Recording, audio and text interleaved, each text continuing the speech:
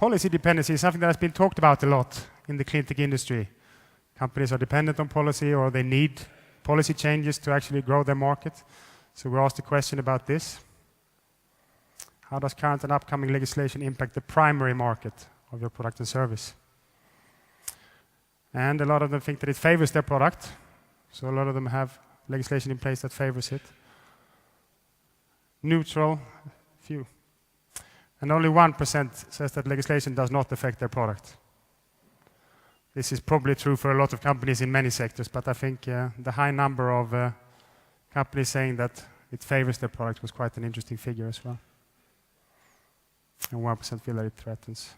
I went through stock-listed sales. I've done this before to see how the stock-listed companies in the cleantech sector are doing. There's not that many. So I take the companies that are actually have most of their turnover in the cleantech market. For Sweden, that would be Alfa Laval. They do a lot in this sector in water cleaning, provide solutions for biorefineries and energy efficiency solutions, etc. Their net sales decreased last quarter, perhaps not surprisingly in this climate. But environmental solutions grew, if you look a bit deeper into their report. Wastewater accounted for a lot of that growth, actually, in turnover. But I thought that was interesting. Neste, the Finnish oil, they have a renewable fuels sales department, which was down 54%, but sales volumes developed positively. So quite shrinking margins, but they managed to get volumes out. RSC, I think most of you know about, the Norwegian solar company. It's among the biggest in the world. And they had a revenue growth of 9%, mostly coming from silicon and wafer technologies. And finally, Vestas, I think you all know, sales up 11%, so they were doing pretty good, although at a little bit shrinking profit margins there as well. I think quite a positive message actually from the stock-listed Nordic companies. Patents. We jumped from one area to the other. Later stage and now the patents, so innovations and patentable such.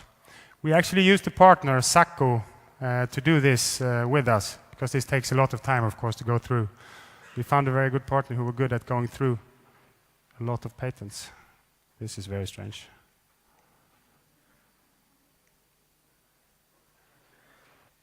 This is not the slide I wanted. I'll quickly give you, try to give you what was on that slide. You can clearly see that some segments, patents handed in. We looked at all the patents handed in the Nordic countries that then turned into international patents. And it's actually quite clear that some segments there's a lot of innovation going on. For example, in solar, in LED lighting, and so on. And it's also clear that some sectors there's been a peak in innovation. For example, insulation, if we take that sector, it peaked very clearly. Actually about when the IT boom happened, because a lot of insulation solutions were then in the electronics industry. So that peaked somewhere around there and then it went down a little bit. Fuel cell industry, you could see quite interesting as well. When that was pointed to the solution for a lot of the car industry, patents went up a lot. And it has now gone a little bit slower, now turned into application patents for the fuel cell industry.